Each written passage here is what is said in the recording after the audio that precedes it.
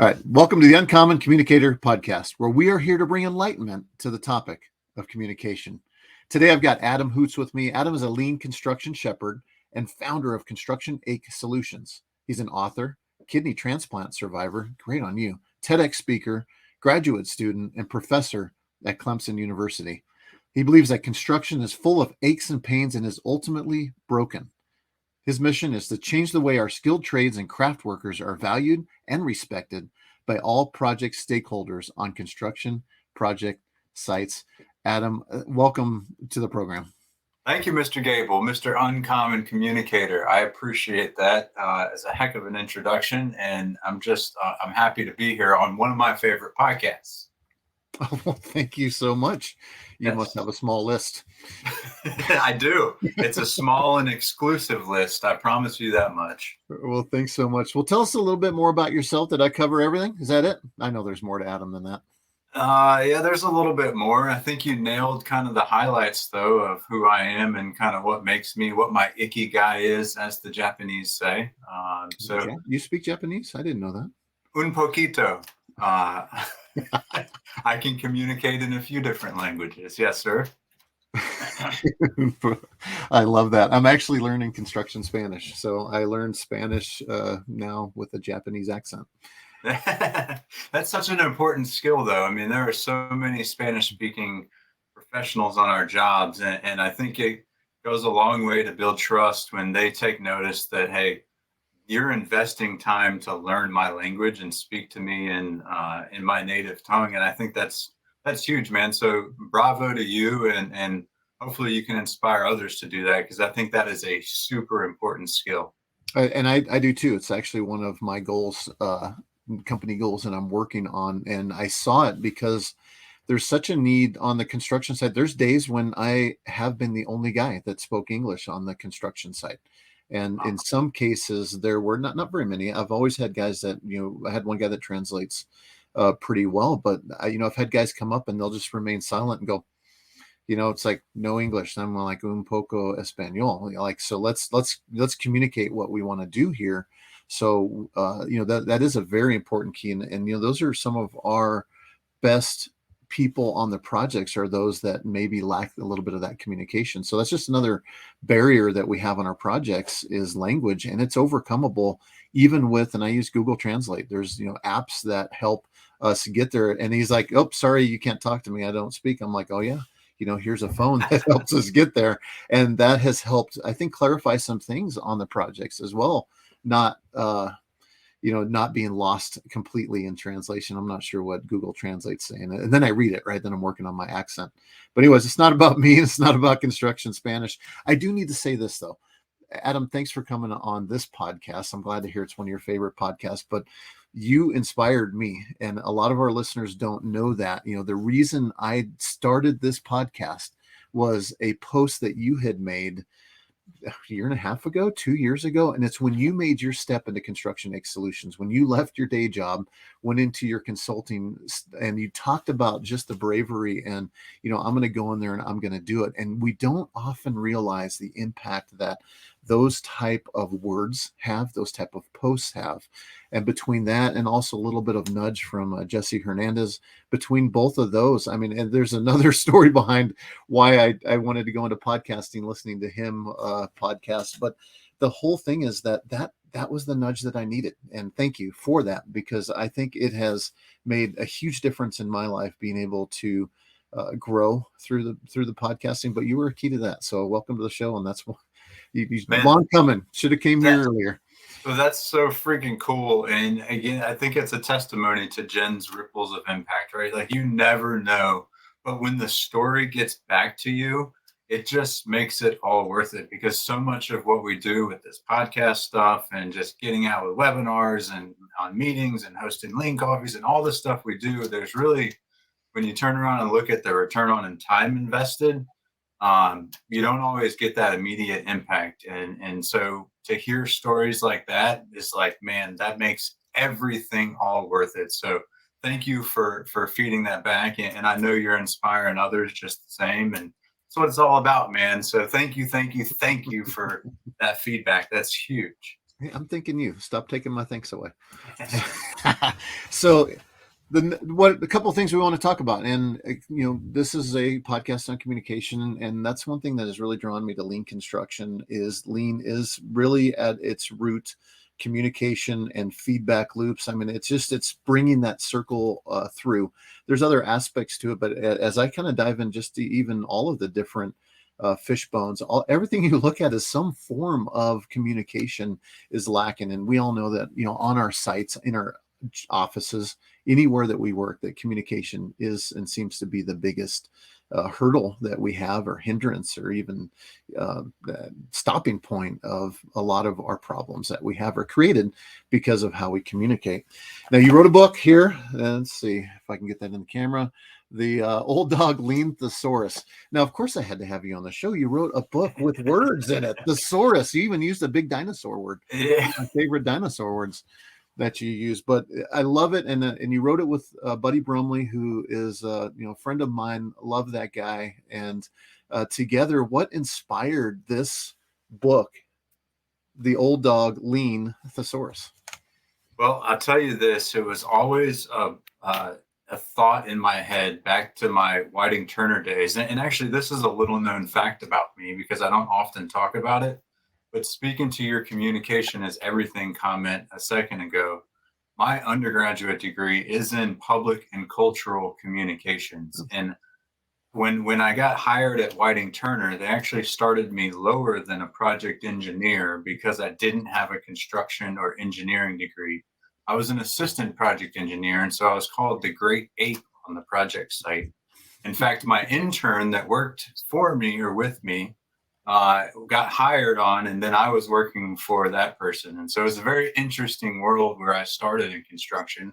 But that aside, talking about the book, I mean, I did co-author with the OG lean builder, Mr. Buddy Brumley, the old dog himself, which again, I was not too fond of being the lean geek, but he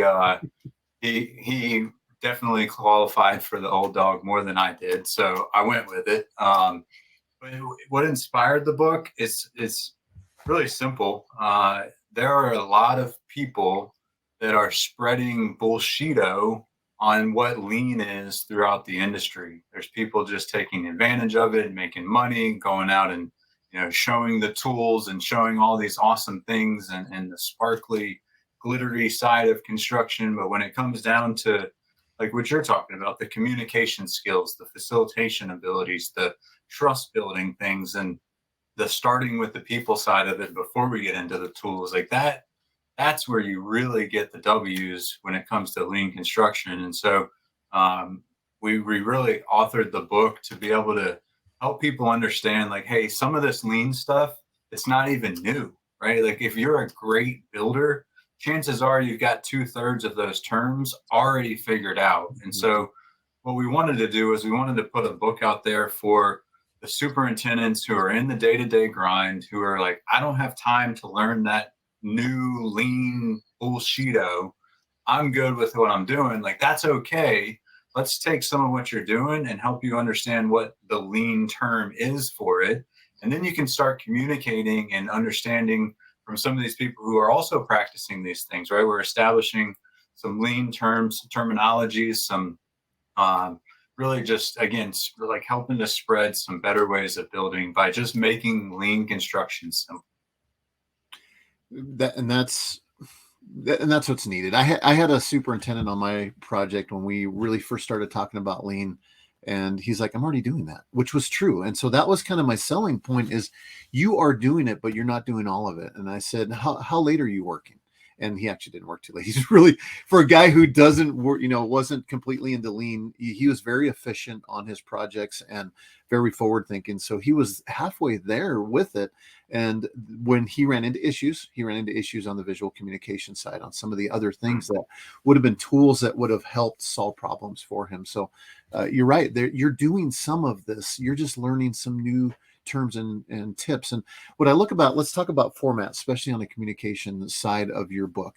Very simply written. I love the idea that it's a thesaurus, because we have to understand the words, and you're breaking the words down into something very simple. And I do notice, like, the style between the lean geek and the old school old dog, because your buddy's like, hey guys, this is how you do it, and then you go in with just the technical terms, which I love hearing those as well too.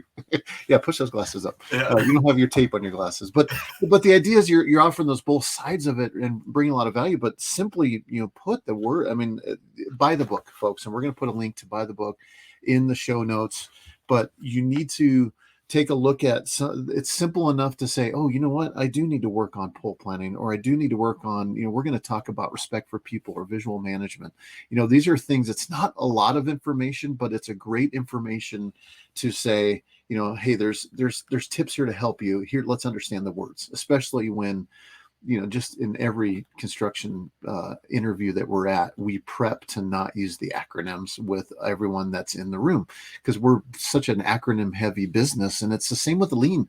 Lean started to do the same thing. It should have been simplifying and creating, like, what is lean? Creating flow, right? If you can create flow at the end of the day, then you're successful at doing it. And then we add in a million complicated factoring to do, and you don't need all that. It helps, I think, if you're a lean geek. Maybe I don't want to offend the lean geeks, but the numbers are important. But it's all about what ultimately are you trying to do, right? And you're bringing it, I think, with this book. Yeah, trying to synergize between the lean geeks and the old dogs, right? Like, I think there's this stone wall there where some of the old dogs are like, I'm not doing that shit. Like, excuse my language, but that's how they talk, right? And then you got lean geeks that are like, you got to do it this way, and it's like, go read the white papers, and so trying to bridge that gap, like, hey, there is a happy medium. No, don't read the white papers. And no, don't apply every single thing to your project, but yes, like, try to get better. And I love what you just said. Lean is creating flow, because guess what? When you create flow, that means that you're respecting people, that you're continuously improving, you're learning from what you're doing, you're focused on value, you're pulling people along. Like, all of the principles are nailed if you just create flow. Yeah, make it simple. And so you jumped on respect for people, and that's something that I've heard you talk about, for a long time. That's I think one of your marquee things that you bring to this industry is really bringing respect for people, for construction workers. I'm going to read a little blurb from your book specifically on the respect for people. And if you can see that within the book, there is did you get to choose the lean geek guy? Even has glasses on too. That's a kind of cool, your little icon.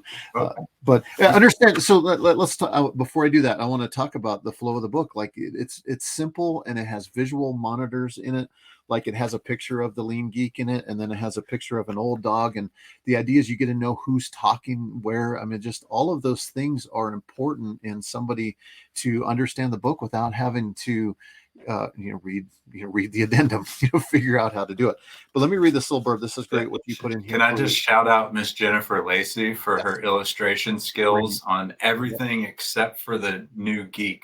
The lean geek was designed by her daughter, Alex, believe it or not. So she nailed that one. And so, and without those visuals, the book just wouldn't be the same. So shout out to the Lacey's. That was huge. Yeah, the Lacey's, yeah, both of them. Yeah, we've had Jen Lacey on the show as well too. She's an incredible communicator, a master facilitator, and also a brilliant artist. So let me read her whenever I can. Sorry. But yeah, no. When we talk about respect for people, this principle emphasizes creating an atmosphere that encourages open communication, active listening, and meaningful engagement.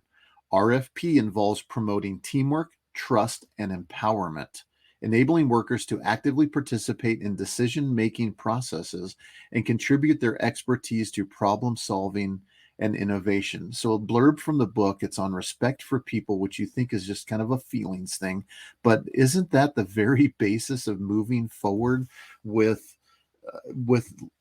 really any communication in your project? It starts with respect for people. What can you add to that?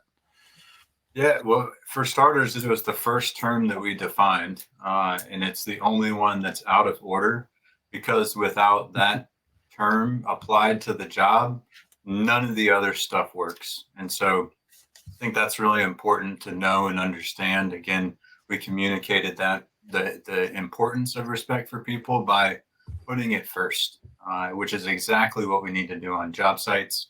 I will add that I think in construction specifically, when you walk by a worker on a job site and you don't engage with it at a minimum, just a smile, I think there's something wrong with you as a person. It's and it happens every single day, and I've been guilty of it just myself because I'm on a mission to go write this RFI, and I go by 8 people on my way to the point of failure on the job site, and then I start writing the RFI, and then I got to get back to the trailer, and I'm ignoring people, and that hurts every single time that it happens. And so I would love for people to think about just that alone. Like, how many times have you walked by a worker and not engaged with them? And I think a lot of the sting still comes from my days as a plumber, way back in the day, where I did some pretty nasty jobs to the point where I didn't really respect myself. And I know damn sure the industry didn't respect me, nor did society.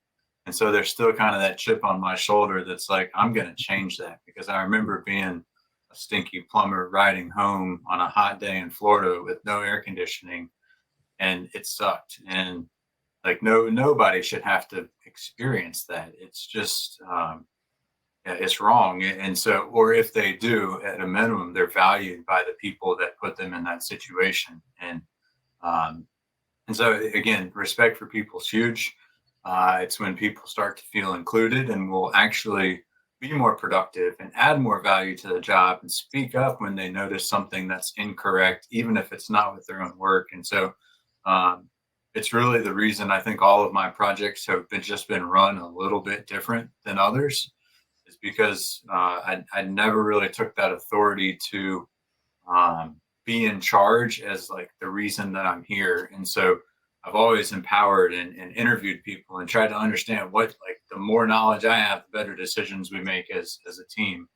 And so, yeah, I mean, it's everything, right? Like, if we do that thing right, all the other things are simple from there. Yeah. About 10 years ago, I had this talk with my project manager. I won't throw his name out here. I don't know. Maybe I'll make him listen to the podcast. But about 10 years ago, he would show up on the job site. We were working up in the mountains at a molybdenum mine, doing dirty, hot work. Everybody up there is working out of town.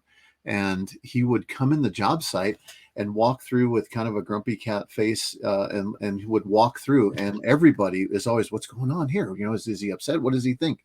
And so they would ask me these questions. And then finally I said, hey, Bobby, I'll call him Bobby.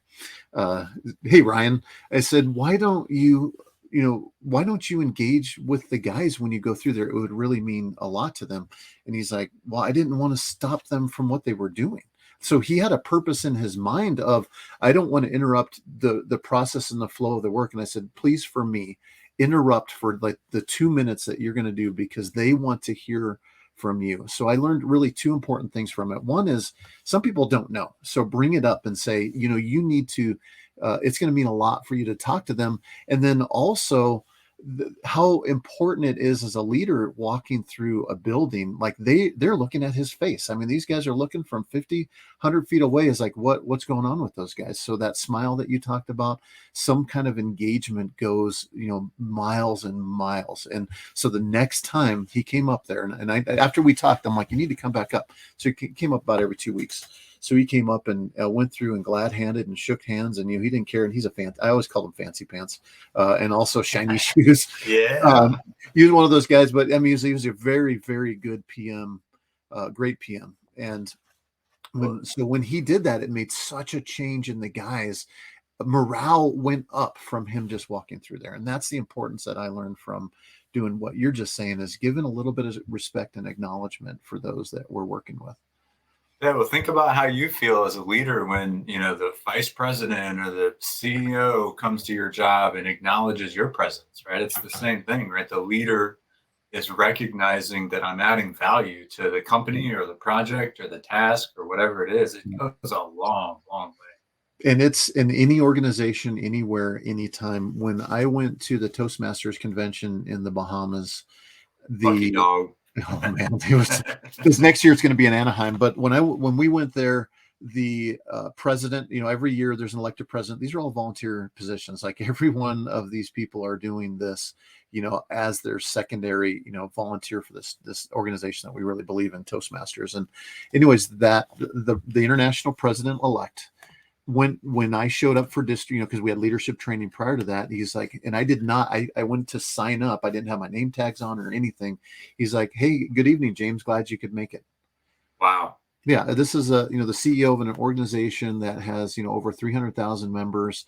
Of the leaders, there's hundreds of leaders that were there. He took the time to know my name. And how'd that make you feel? Oh, you just could not believe the feeling in that, and impressed that he had the ability to do that too. And I thought, this is an important trait of a leader.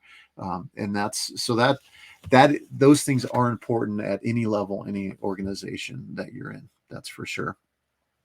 Another part in your book I want to jump into is visual management. That there's so much stuff in here that we could talk about. Kanban. How do you say that in Japanese? Help me. I'll go with you. Kanban. Sure. Kanban. Okay. Yep. Is that how you say it in South Carolina? Yeah. Got to add a little twang to it though. So the idea, that's something I use visual boards, but visual management in general, right? That's talking about Kanban. Let me read this statement that you had in here. And this is from Buddy. Buddy, man, he knows how to just keep it simple. Another one of my favorite parts of lean processes is removing the information from the drawings. I like how he worded that. You take remove the information from the drawing, specs, or computer. And that's an old dog. It's like, get it out of the computer and put it to where I can physically, I want to feel it. Think about it this way. If a picture is worth 1,000 words, then a well-designed visual management system is worth 1,000,000. By making the information easy to see and understand, you can help everyone on the team stay on the same page and avoid misunderstandings. And that's probably one of the biggest keys of a visual management board. But what are some experiences you've had with visual management? Yeah. So for one, when you can actually visualize what you're thinking, you're more likely to understand it better. And people will automatically gravitate to it and try to correct it. It's kind of something within human nature that when we see information that's not right, we tend to speak up, versus when we hear information that's not right, we don't really tend to speak up. And so I was taught back in my day, like, communication is like putting everything into a box, pushing the box across the table, and then the receiver of that communication should be able to unbox the communication and understand exactly what your message was. And so the visual, like, I always think about that when I'm trying to visualize something for somebody else. It's like, I'm putting information in the order in which I put it in the box or on the wall matters, right? As well as the quality and the detail and all of these other things, to make sure that the receiver of the communication is understanding the message that I'm trying to receive. Because let's just be honest, in construction, you can't really say what we mean, because we might think we are saying the right thing, but the words that are coming out of our mouth aren't always being received in the right order or in the right manner. And so, we're not linear creatures, right? We are very much chaotic, kind of circular thinking. And so when we're trying to communicate a message, that message doesn't always come out. Like, even people that are listening to this podcast, are you really getting the message that I want you to receive right now? And or how many different versions of this message are being comprehended right now? And so that's why even, like, just you doing the video now is huge, because people can see me and see what words I'm emphasizing, and it adds, right? And I think so when we can visualize things, we're more apt to get the message across that we're trying to deliver. Exactly. You know what?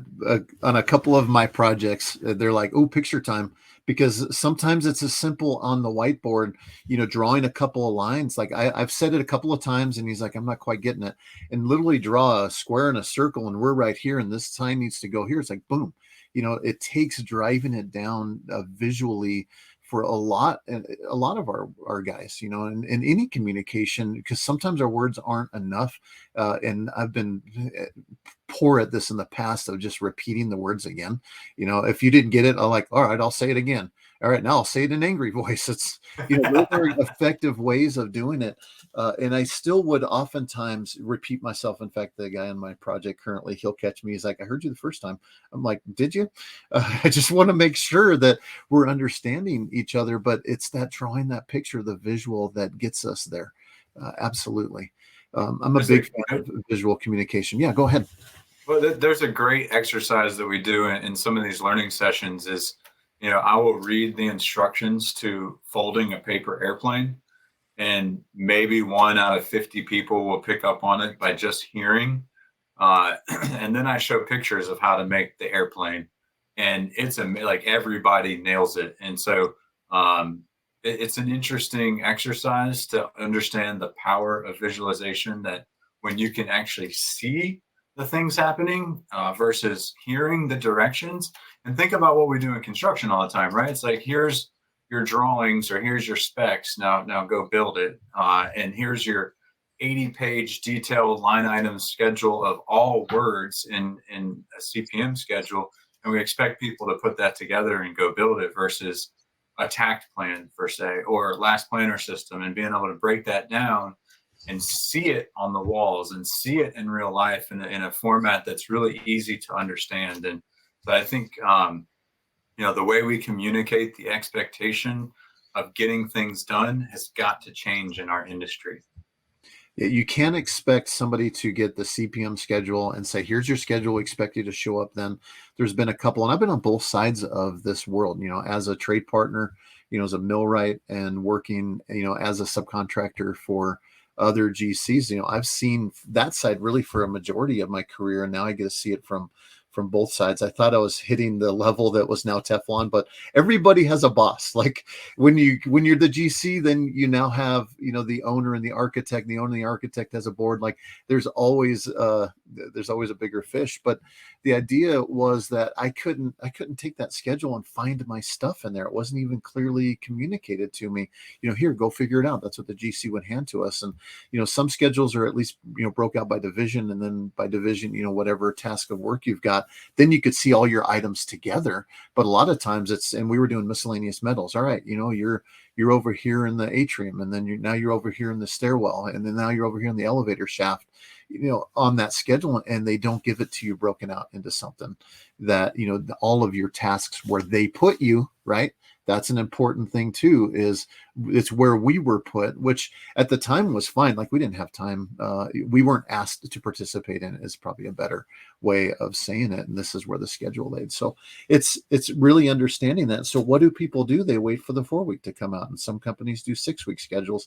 And if I'm in the 6-week, then I'll show up. You know, we're planning that far ahead for that work. And sometimes, you know, if we were on the 4-week, some of the materials were 6 weeks out. You know, we needed to know when we were going to order them. So yeah, it's a huge, you know, misnomer that the schedule is enough, you know, for all of our trade partners, because they're very hard to understand for some people. They're not looking at it. No, they barely look at 4-week look aheads. And that's why for me, a phone call, you know, you have, especially your assistant soups, you know, that are covering different divisions, looking out ahead and making sure they're making those phone calls. You know, you've probably already covered your long lead items. Now you're talking about scheduling. And there's some companies, like right now, I've got a sign company that I was told they're at least 2 weeks out. And we were, you know, considering shifting the date. And now they're a month out before they have their next opening, 4 weeks. And a lot of the sign companies are running that way. So you don't know, right? You can't assume you can make the phone call and somebody's just going to show up tomorrow to do whatever discipline they're going to do. I do like your willingness to go back to analog communication versus everything we have from a digital perspective now. Yeah, like, hey, let's just talk about it, because we're able to get so much more clarity. We're able to adapt in the moment and ask questions and truly understand when that, versus digital typically is, let me send this box to you, you can send the box to me, shoot, I didn't put this in there, how about like, and this back and forth, versus, hey, let's just hop on a call. I tell my kids all the time, wouldn't it be awesome if this little black thing could like you could call like and actually talk to somebody on it versus like oh my goodness, what a luxury that would be, right? It must be a dad thing. I've done the same thing. I'm like, hey, I just got this thing and it makes phone calls like the old ones. Well, and that's I think important on a project as well too, is to discover what's the best form of communication. Always want to pick up a phone call, but not with everybody. There's a couple of my trade partners that I will text because I know they're busy and they're not going to answer, and they know I'm busy, and they'll shoot me a text, and that is fantastic, right? That doesn't, it's not an interruption of the day, but it's a thought that goes out there, and then there's work that's been planned that way, whether it's text or a phone call. Some people, you have to phone call. Some people have gatekeepers. Like there's one particular trade partner that I cannot get his cell phone, so I can't text, I can't call, and I've got to call the office, and he's never there. And she doesn't send me to voicemail. She takes a message and hands it to him, which in today's day and age seems so archaic to have that gatekeeper in there, and you have to know how to work the gatekeeper as well. And I think you bring up a good point is you as the communicator need to learn how does the message get through most effectively. And then unfortunately, you have to adapt to each person if you truly want to communicate properly. Yep. That's it. Yeah, you have to. Everybody has their different styles, and you need to find out what it is. Some people, like my foreman said, I heard you the first time. Other people don't, right? They need it 3-4 times. And I'll even say I'm one of them. It's like, remind me, especially if, you haven't heard from an email from me in a couple of weeks, you're probably not going to. It's not, I don't have a list of emails 2 weeks old that I'm going through. So I recommend that people reach out to me if they think something got missed, because I've heard that before. It's like, I haven't heard from him. I shot him an email like 2 weeks ago, and that's it. There has to be other ways to try to reach those individuals. Yeah, you sent me a text message last night confirming for this morning, but unfortunately I was passed out, man. Yeah, and that's so. And for me, I felt like I had failed in that communication because I wanted to send it out a day earlier, and I should have sent it at a time when you weren't sleeping, because I knew it was late. It's only 8:30 my time, and I was about showed up. We're here, baby.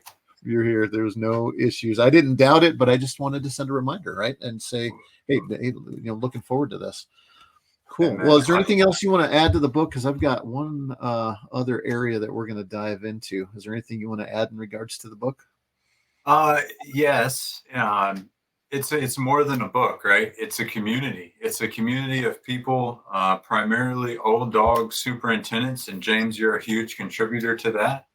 We do lean coffees once a month.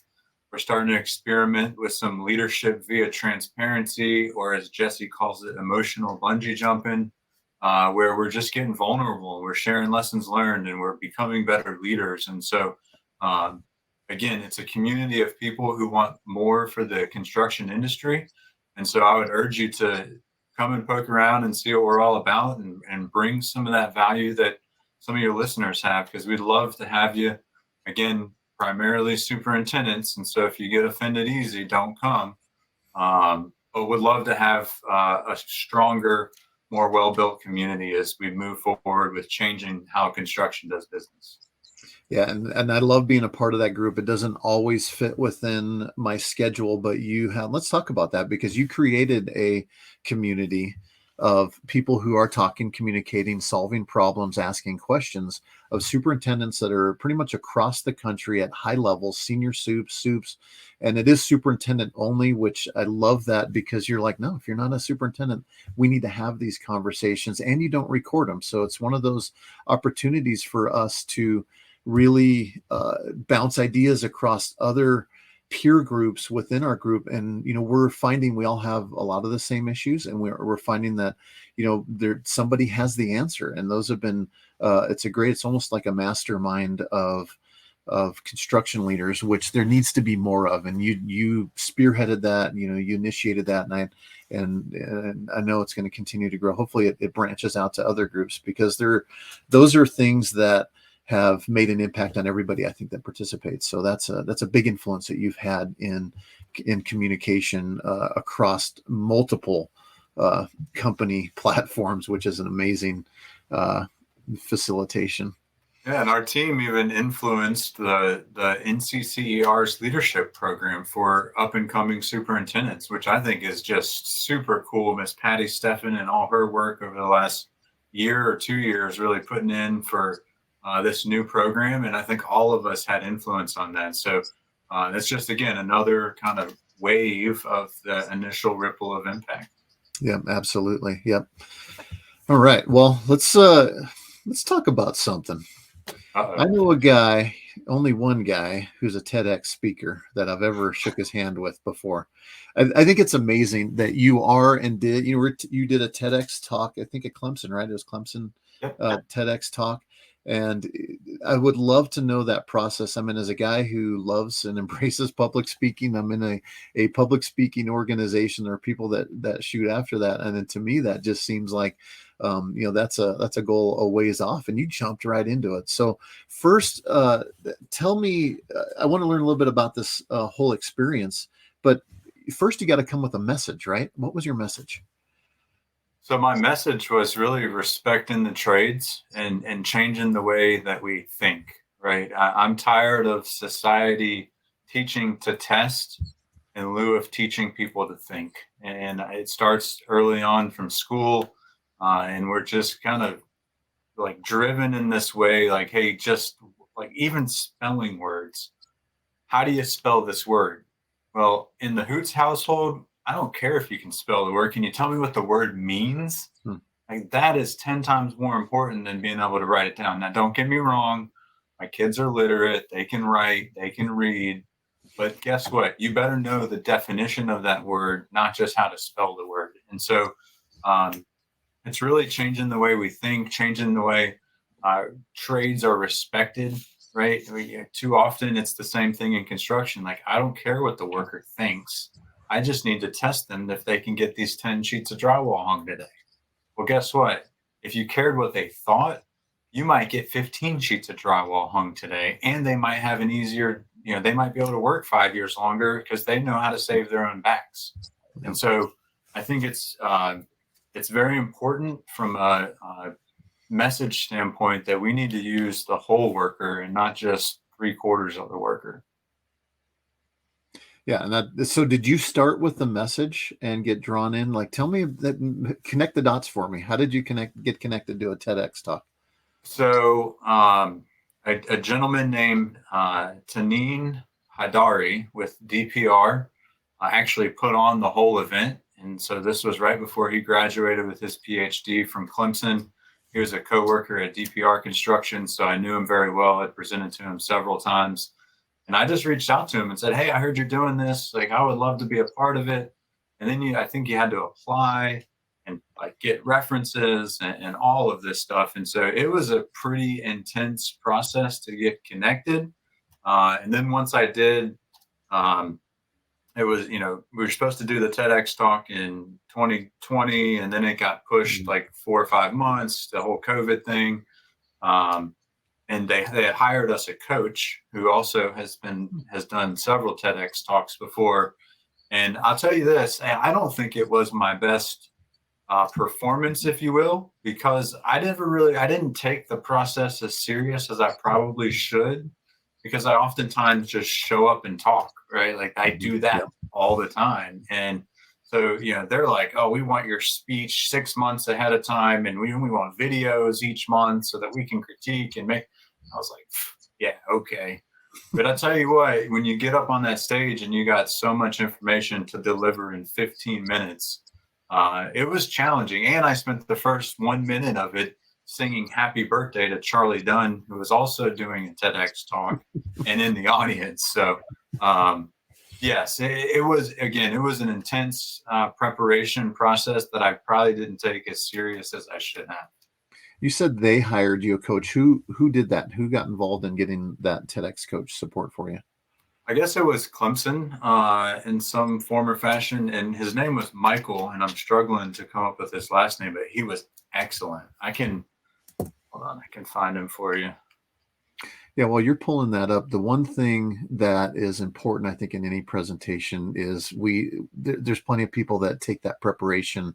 It's like I'm used to talking all the time, but when you're presenting in an organized fashion like that, it is different. And I'm a huge fan of practice, practice, practice on any of it. And a lot of it, this is practice, right? This is helping us speak and communicate, but standing in front of a crowd of people is a different practice as well too. It's a different energy. It's a different presentation style. There's the energy that within yourself that you've got to monitor, your excitement level, all of those things come into play as different. It hits differently when you're on a stage as well too. So all of those, lead into practice. It's kind of cool that they have you do the, monthly video check-ins and stuff like that and kind of critique that. Yeah, Michael Arnold was his name, and he's right here in Clemson, South Carolina. And yeah, he was absolutely fantastic. Definitely knew what he was doing.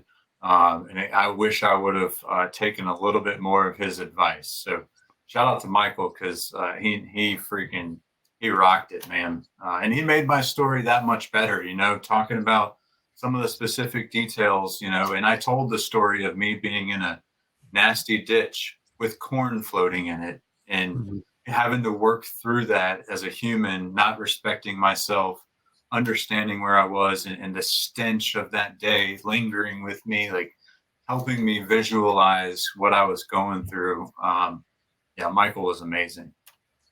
We'll put a link up in the show notes to that. I'd love to have that on my website. If you're good with that, I'd like to pop Oh, your link into that. I'll add that in there to our website as well as a link in the show notes. So at the end of that, so preparation, you had a message, they prepared you, which is great to hear. I love hearing, I wish I had prepared more because we all say it. I mean, it's not like nobody ever said I over prepared. Yeah. And you overthink.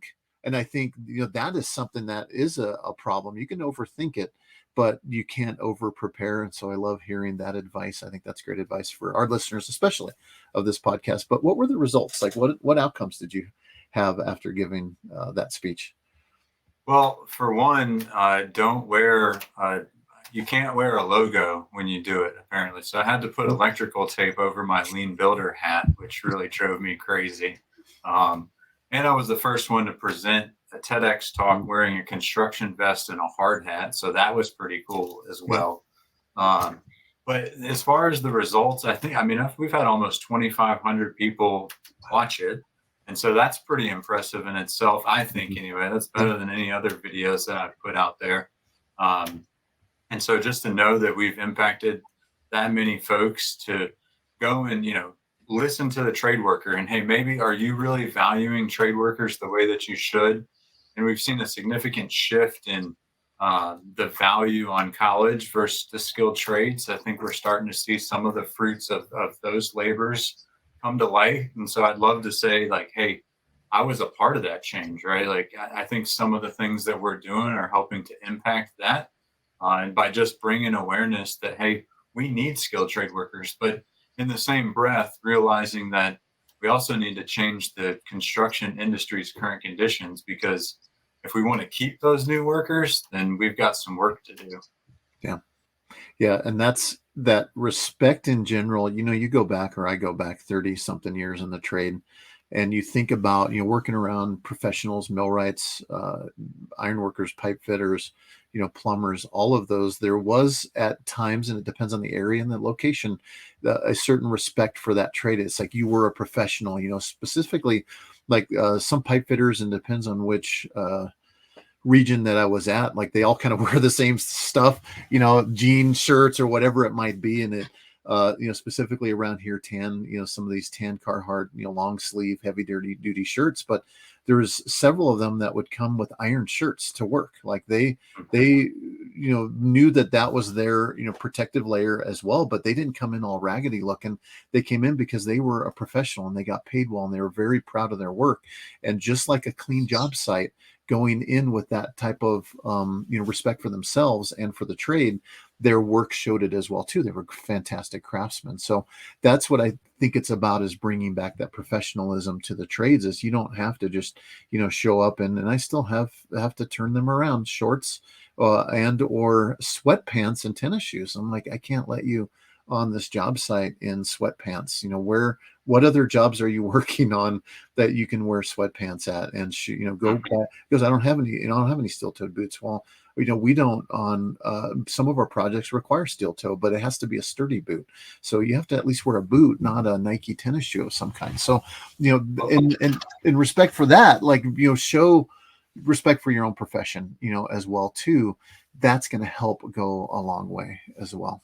Absolutely. And you being a Colorado guy, you know what Coach Prime says: if you look good, you feel good. If you feel good, you play good. If you play good, they pay good. And so I would urge people to take some of that advice. And then I agree with you that there was a sense of kind of pride and ownership of somebody's work. Maybe not, I didn't know about 30 years ago, but 20 years ago for sure. No question. Meaning I can't attest to 30 years is what I meant by that. Right. But 20 years ago, I certainly can. And today when you talk with an electrician about their career, it's kind of like, yeah, I'm in construction. But when you talk to them on a job site and they just finished running these 90s that come and turn down the wall and go into the panel, and then the terminations are all like perfectly straight lines, right? Like they care about their work, but they don't have pride in their career. And so again, we've got to change that as an industry. And it starts with just respecting the people inside our gates before anybody outside the gates will respect us. Yeah, absolutely. Well, thanks so much, Adam. I've been looking forward to having you on the show. This has been perfect timing because everybody gets to see your face. If we'd done this a few years ago, then they're like, what does this Adam look like? Oh, that's right. I got to go find him on the TEDx stage to find out what he looks like. But thanks for coming on the show. We always sum it up in a UC moment, the Uncommon Communicator moment, because after listening for the nearly 50 minutes or so of this podcast, what are they going to walk away with? One thing. What do you think is the one thing that you'd want listeners to walk away from today's conversation? How about this?